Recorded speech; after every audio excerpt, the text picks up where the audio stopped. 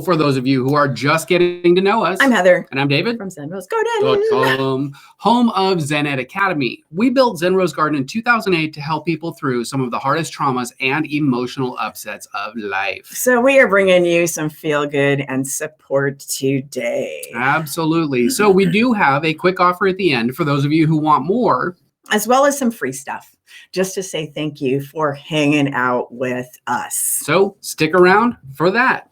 As we go through the tip of the day, you pick the emoji that you think fits that tip best, and we will pick our favorite at the end and pull a card for the winner. Let's talk a little bit about death, because that's the elephant in the room for everybody these days. It seems like it's not so much an elephant, it's like a big giant.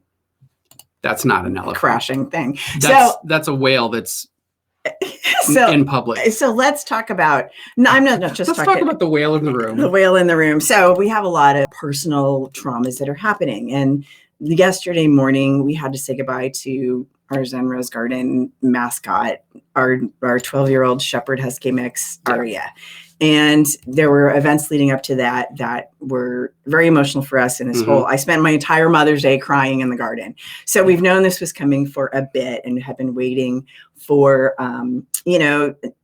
messages from the doctor to let us know how bad the cancer was, and was it something that she's going to have a few more good months, or is it immediate? We have to do something. So it turned out to be a fast acting leukemia, and we had to make some fast decisions because she was hurting. But there's a few things that led up to that we haven't talked about yet. And some of them actually have to do with tarot. And I want to talk about death in general and tarot, because it's one of those topics where deathics can get sort of skewed in the community. That would be the ethics of death in a reading. Right. And if you've studied tarot long enough, you know that the death card itself doesn't usually mean a physical death in the physical, but something that dies in the physical world, dies metaphorically, usually to be reborn as something else in the physical. So sometimes when you pull the death card, it doesn't mean someone's going to die. But a lot of newbie, or superstition or death card, when you see it on TV and it's drama and it's Hollywood, it's like somebody's going to die. And that's not the ethical way to deal with a death situation. But there are other cards in the tarot that are about literal death. And I pulled one of them last week. In fact, it was while we were taping our class in Zen Ed Academy for the strength card. And I happened to pull a combination of cards that had two meanings, because the one meaning we gave in class, but the other meaning we weren't ready to talk about because we knew what it meant. We were waiting for news from the doctor, and I'm going to kind of break it down. And to me, it's a perfect example about how you should ethically deal with death when it comes up in the card readings for a client. And it's not, you're going to die or your person's going to die. That is not the way to do it. We thought it was a perfect way to kind of bring this into the scope of an actual reading and a teaching moment for ethics when it comes to tarot, because that's it's a tough place when you're a reader and you get this kind of information. It's a tough place when you got to deliver that message to a client. I recommend every reader to take some sort of grief counseling class. Yes. Because any life coach, any person who does coaching. Any person that does coaching, because those kind of classes are usually not included in a life coaching certification or a tarot certification.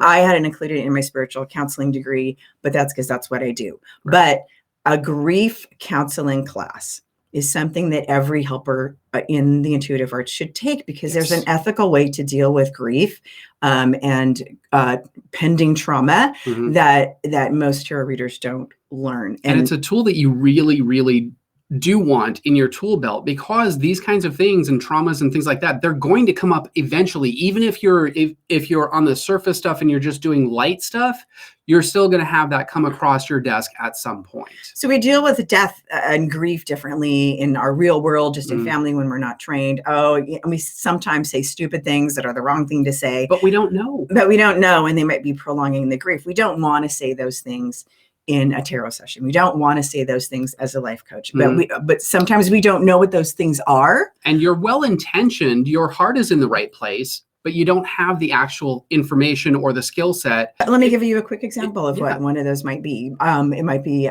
they're in a better place now. because right at that time, as a person, you don't want them to be in a better place. You want them to be with you. Right. You're going to find somebody new. You'll get a new dog. So all of those things are not really the best thing to say, but we say them because we want to alleviate pain. So as a counselor, those aren't the things you say. There's better things to say. Right. And what ends up happening in that moment, if you say those kinds of things, and this isn't a bag on anybody because we're all learning and growing, right?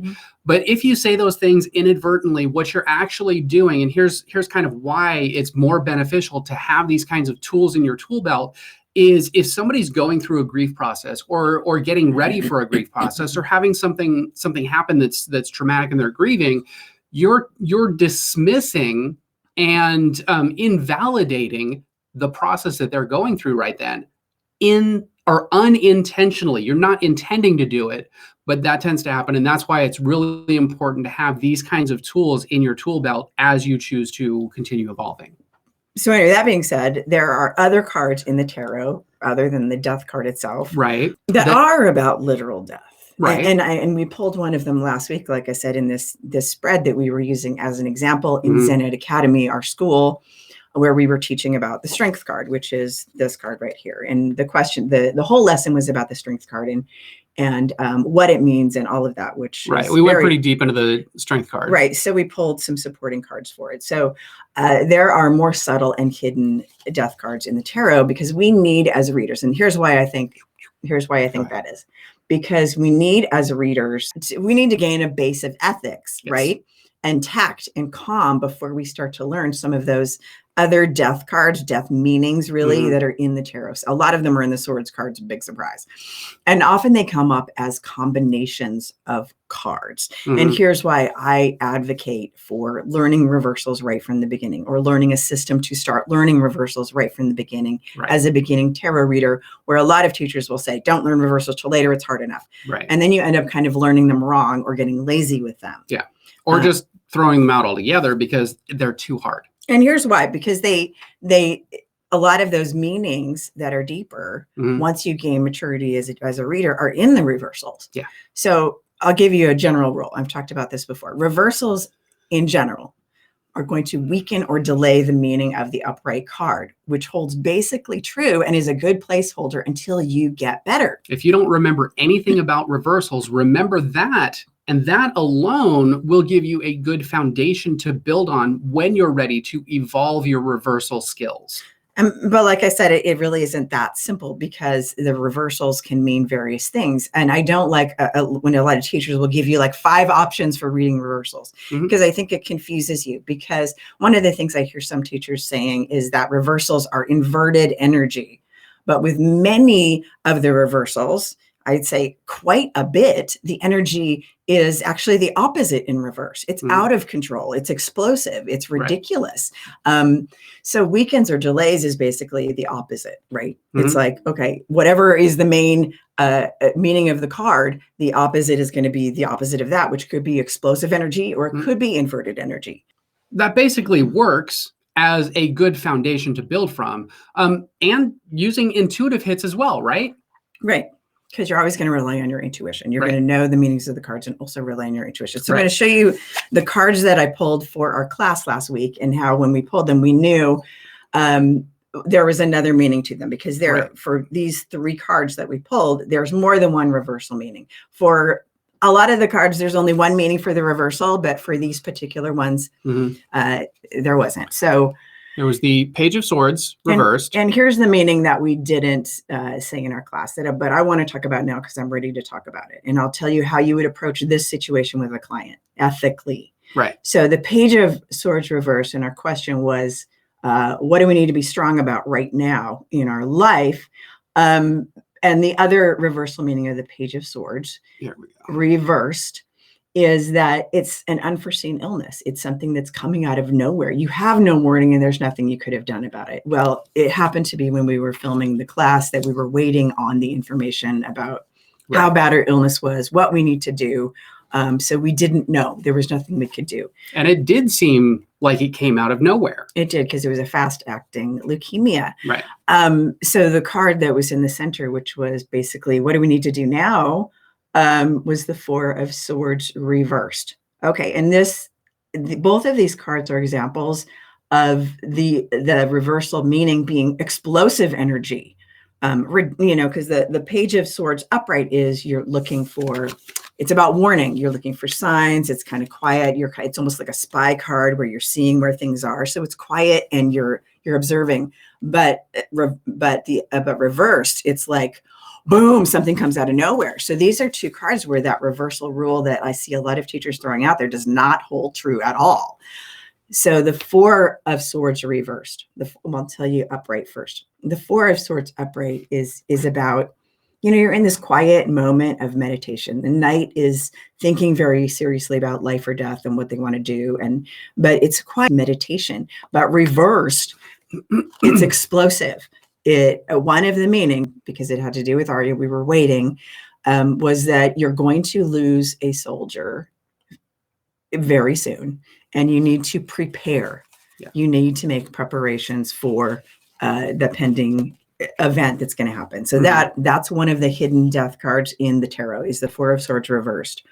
The other meaning of it is you need to make preparations about finances and make sure your world's in order. And that was sort of the meaning for David and I in our business and our life. But we knew the other meaning was you need to take actions and prepare for a soldier that is about to fall. And we knew that it was relevant. We just didn't know when. So we looked at each other when we pulled that in class. We were filming class last week in Zen Ed Academy. We're like, we're not going to talk about this now. We're going to see what the doctor says, see what happens, but we're going to need to talk about it for us at some time in the future. So that's one of the examples where the reverse of those two cards are explosive, active, dynamic energy that you need to really be engaged with. So there's more than one reversal meaning for lots of cards. For some cards, there's only one reversal meaning. For a couple of cards, it's actually the same reversed or upright. But this is one of the cards where real death is a hidden thing. And real death shows up in more subtle ways when you aren't going to do something really unethical with a client. Like say you're going to die, your dad's going to die. With this combination, it says what it is. There's an unforeseen illness, which is a combination, the Page of Swords reversed, make preparations, a soldier's about to fall. So how would you approach this with a client? You might say something about, do you have a relative that is not feeling well? I see Start lighter and go into, well, I feel like regardless of what happens, make some preparations so that you won't be surprised no matter what's going to happen. It's not they're going to die. It's let's be wise. Don't avoid it. To your client, tell your client, don't avoid what's going to happen. Do some preparations so that the family can be more peaceful at the end. If something does happen, if your relative rallies, great, but you don't want to be caught with your pants down. And because most of the time when this kind of stuff comes up in a reading, it's about helping somebody to feel better through a process. And one of those is making preparations. So what's really beautiful is that we did have a warning before we got the doctor's notification. And so we had time to prepare. A warning or a heads up. And we did prepare, and we prepared an in-home. Once we got the news on Monday that it was inevitable and she's really suffering, which and super fast acting. She's not going to have much quality of life. And we could tell that she was suffering. So we're like, I'm not taking her to a vet, to a cold steel table. Let's find an in-home doggy doula, which we did. And we found a wonderful vet. And for those of you that are in Las Vegas, if you're in this situation or have someone beautiful that we can recommend, but she passed in a very beautiful way, and actually she's with her kids right now, on their back porch in her little doggy bed in the sunshine with all of us around her, very peacefully and joyfully. And she got to do all the wonderful things in that 24 hours leading up to the moment. I'm going to try not to lose my shit right now. Right. And we got to be there as a part of her crossing over. And she passed eating some bacon and peanut butter and having us all around her. So the last 24 hours, we made sure she had all the things that she loved around her. So, and when the vet got there, said, I'm really glad that you did this, because this is better than, she probably would have collapsed in the middle of the night. You would have had to take her to the emergency, and in a crisis situation, and it would not have been good for anybody. And we all would have been in trauma. So these are the ways that this kind of a reading is going to show up. So like I said, that's the ethical way to give it to your client, not in a hardcore death kind of panic way. So right. the Definitely. death cards in the tarot are more subtle. And I hope that helps, because I felt like we need to talk about Aria for a minute, because I would feel kind of inauthentic if I didn't, because it's been a heavy It's a thing. part of our life. Yeah. And she was with us for 12 years and she was our baby. So that's it. So all right. I So hope that helps. if anybody wants a reading, go ahead and drop an emoji in the comments and we will pick somebody here in just a minute. We're going to pull. Nima says, sorry to hear about your dog. Thank you, Nima. Nima's actually one of our Zen heads. And then Victorious, good to see you. So all right, Nima. I pulled for you the Temperance card, which I love the Temperance card because it means get wine. It means get wine. It means, I love to call this the turning water into wine card, but it's not about compromise in your life. It's about balance.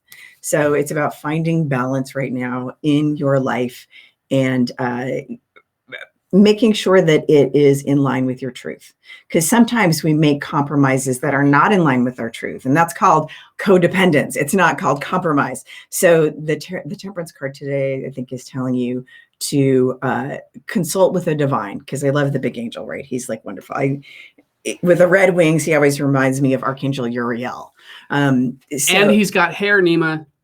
Because of your post, I'm just saying, step into your awesomeness. So I would say the Temperance card with the big red wings is telling you to no compromise on your values and ethics, but have a balance and a compromise with things in your life and people in your life. And I think that for me, my hit on it is relationships.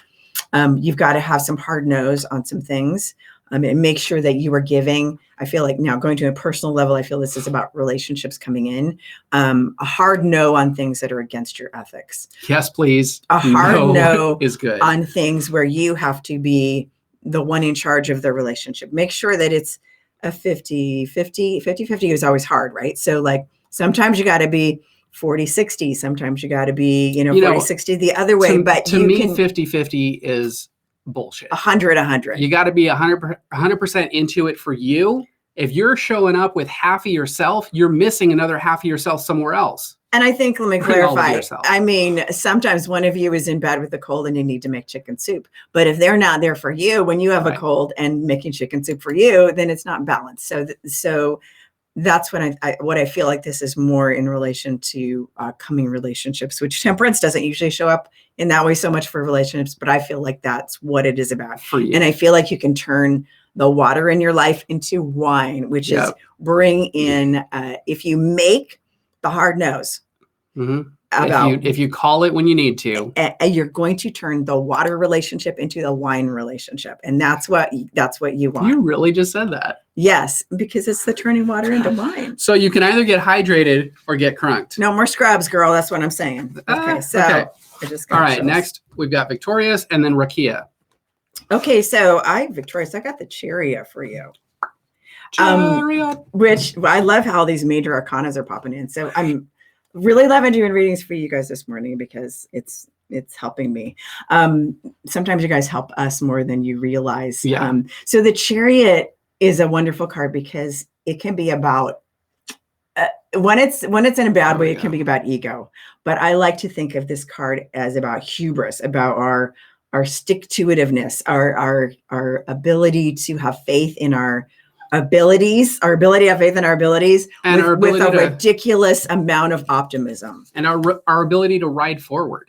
I kind of like to call it the Forrest Gumption card because the Chariot is, when it's regarding you, it's about your hubris, your excitement to start something new. You don't know what you don't know, which is kind of okay. Because if you knew what you knew, when you started a business, you might not start it. So it's sort of about that excitement of starting your business. The Chariot, the person in the Chariot is not a king by inheritance. Okay. So it's not. They earned it. They earned it. The person in the Chariot is out to conquer a kingdom, to own a kingdom. What that kingdom is for you, I don't know. But this is likely about business in your life, not about a relationship. It also could signify a person who's helping you in that regard. But I feel like this is more about you owning your inner hubris, your inner championship, and being your own champion in your life and your career and your work and what you want to do forward in your passion for you. So the Chariot is not necessarily about spiritual things. It's not necessarily about passion and desire. It's really about going out there and taking it by the horns. Your life is yours to conquer as you wish. But it's kind of a grab your balls card. Yeah. Yeah. So grab your balls. Grab your balls. And then Rakia. All right. I love that. I hope I said that right. If I didn't, please let me know. Okay. I pulled the 6 of Cups for you. I've got these all in a little spread if you're wondering how I'm doing it. I just like, whoop. So this is for The Rakia. 6 of Cups is sort of telling me that it's time to sort of sink into your memories right now. I don't know if you've gone through a transition in the recent times like I have with losing someone or someone about to move into a different phase, but I feel like this is about connection to your past, about your past emotions, about memories, about putting a scrapbook together, about when memories are gone, or when memories are gone, we have Alzheimer's, but when times have passed out of our life, we still have the memories. And sometimes we grieve the loss of the situation, but forget that we do have the memories and we can reinvent that feeling within ourselves. And more importantly, it's about the feeling of the person, whether it's a person, whether it's an animal, it doesn't matter. The feeling will always be there. We never lose the feeling. And I feel like for me, I feel like it's telling you to connect to your past, connect to past that you don't even know you have, connect to ancestors you are not aware of yet, talk to a mom, a grandma, an aunt, and uncle, ask them stories about the people that are gone, because once they're gone, some of those stories are lost. Like I spent some time physically. I spent some time with my Aunt Ruth before she passed, in 2006. And I went to visit her in Houston and filmed her. And she told me stories about my dad that no one had ever heard before, because they were siblings, ridiculous, silly stories that I still have. And those things are treasures. And I think take some time to look in those scrapbooks, connect to older relatives. And it's funny because when you said ancestors, that's kind of the big thing that came up for me, was connecting more to that ancestor energy, connecting more to the people that have already passed on and that are there helping you more in spirit. And I think a lot of this is good for all of us to hear, right, as a tribe. So I think these readings, when they come out online, are just not just for one person, but for everybody. And I think for you specifically, and for all of us, when we connect to those stories and our ancestors and see who they were, they are who we are. So they're so happy to hand their power and their strength to us, and for us to wield that sword and to use it in our life. And to lend a hand from the other side, where they can support you with more big picture items that you can't necessarily see from the perspective that you have. So that's what we've got for you. I hope that helps this morning. Rakia, I hope that helps. Let us know if that resonated with you. And I think it's really about you finding some hidden treasures this week. Definitely. Hidden treasures of peace, knowledge, memories. Hidden treasures above. Even if you just go through, like, pick up your high school scrapbook, or your, I don't know, or start going down the rabbit hole, and you'll see where it leads you. You might find a treasure that leads you to a phone call, that leads you to a new story, that leads you to a new understanding about yourself. Right. So we do want to take a quick moment to tell you about that offer to join our online community, where our Zen heads hang out, like Nima, and where we, as of a couple years ago, teach all of our courses, including our comprehensive tarot course. So Zen Ed Academy was an idea that grew from our love of teaching workshops since 2008 in Las Vegas, and we wanted to go bigger and decided to create something online and global. Zen Ed Academy is a fully operational healing center that fits in the palm of your hand. It didn't just happen overnight. We have put all our education, all our experience, and our good mojo into growing it for a while. Check that out in the description. I've also popped it into the comments, so you can check that out there. Awesome. Since you guys have watched this far, check out the goodies that we got for you. There's a link in the description below if you liked this video. Hit that like button. If you want to see more videos like this, be sure to subscribe. And spank the bell to turn notifications on, so you're the first to know when we drop a new video or go live. And we know that time is a valuable and precious resource. And the fact that you guys, have chosen to spend that with us, we absolutely honor and appreciate that. I'm getting a little emotional. I would love it. Just to share with you guys, if you go to our Zen Rose Garden Facebook page, there's a video that I made yesterday after we came home from Yeah. helping her pass that is kind of like a whole retrospective of her life. And she was Mm-hmm. really, she was here. A lot of our in-person clients know Aria. She always was like, Mm-hmm. loved it when the clients came over. She knew that it was time to go behind the doggy gate when clients were here in person, and knew when it wasn't client time or who at the door was a client and who was not a client. So she knew when to bark and when to not bark. But if you want to be a part of that, if you want, we would love to share that with you. I'd love to share that video with you. It's on our timeline. It's the most recent post on our Zen Rose Garden Facebook page. Drop a comment, say hi, check in. We would love it. It does give us a little bit of feel good too, selfishly. So absolutely. So once again, we know that time is a valuable and precious resource, more so right now for us particularly. And we want to thank you for spending that time with us to level up your mind, level up your skills, but most importantly, to take your life to a whole new level. We honor and appreciate that even more. Thank you guys for watching. And now it's time to check out these videos. We got some videos over here. Oh my goodness, up at her nose. nose. We've also got some videos over here, somewhere over here. Anyway, there's plenty of videos over here for you guys to check out. Thank you guys for watching, and we'll see you in the next video. See you soon, guys.